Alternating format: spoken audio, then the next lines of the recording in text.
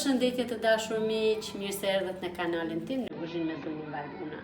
Sot jam shumë e kënaqur dhe shumë e gëzuar sepse do të përgatis një recetë nga një ndjekëse e kanalit tim.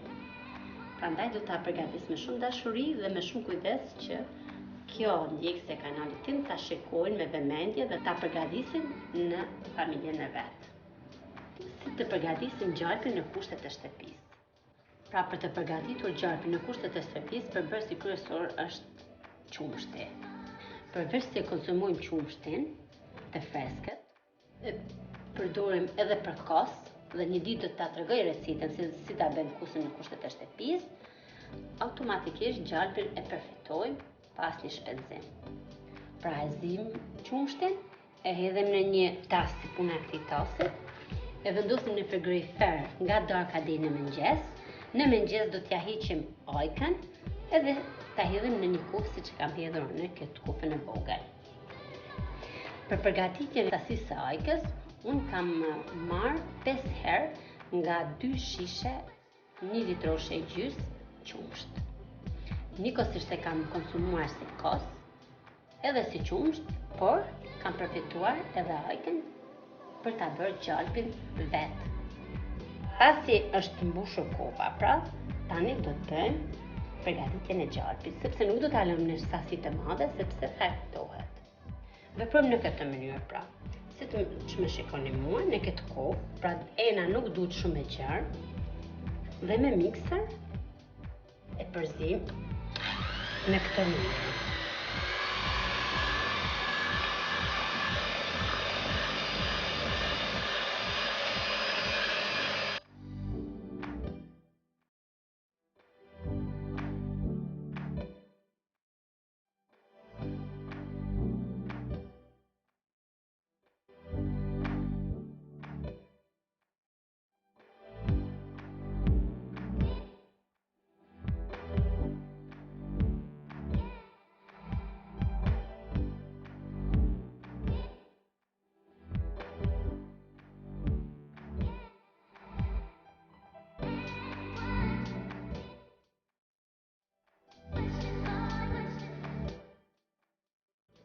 Në këtë moment hedhim ujin e ftohtë në mënyrë që të mblidhet e të ndahet gjalpi nga lëngu që është ajka e qumshtit.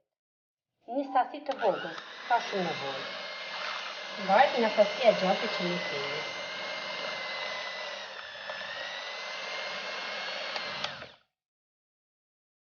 Pra, siç e shikoni, uji i ftohtë ka bërë që gjalpi të mblidhet dhe lëngu i ajkës së qumshtit të dalin në një anë. Në këtë moment do të bëjmë shpërlarjen e gjalpit, pra. Tani kemi zgjedhur enën që do ta vendosim gjalpin, pra ne kemi zgjedhur këtë tasën me kapak dhe do të bëjmë shpërlarjen e gjalpit me ujë të ftohtë gjithmonë, sepse vetëm uji i ftohtë e mbledh.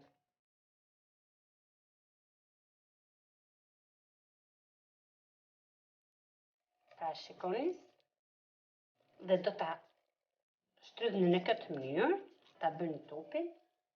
Do t'ju ndihmoj një person duke ju hedhur ujin, pra tani shikoni se nuk ka asnjë fibra, pra ka ujin e pastër. Ky është gjalpi në kushtet e shtëpisë, shumë i shëndetshëm dhe shumë i shijshëm. E shtrejmë në tasën që e kemi zgjedhur. Dhe kështu veprojmë edhe për sasinë tjetër. Ja hedhim edhe pak ujë në mënyrë që ta lëmë gjithë këtë lëngun që duket i bardhë, pra lëngu do të dalin i dukshëm. Nuk do të ngelin lëng i bardhë, sepse kjo thamë i jep thartir gjalpit dhe i prish shijen.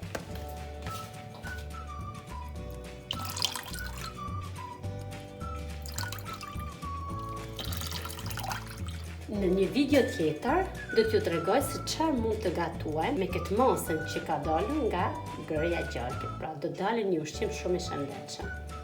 Të dashur miqtë e mi, faleminderit që më ndoqët. E falenderoj shumë edhe ndjekësen time të kanalit për këtë recetë që ka kërkuar nga ana ime dhe ju them edhe gjithë ndjekësve të mi për recetën që dëshirojnë që unë t'ja përgatis, të më shkruajnë te kanalin dhe unë do t'jem e gatshme t'ja plotësoj dëshira. Mirupafshim, shihim në videon e radhës.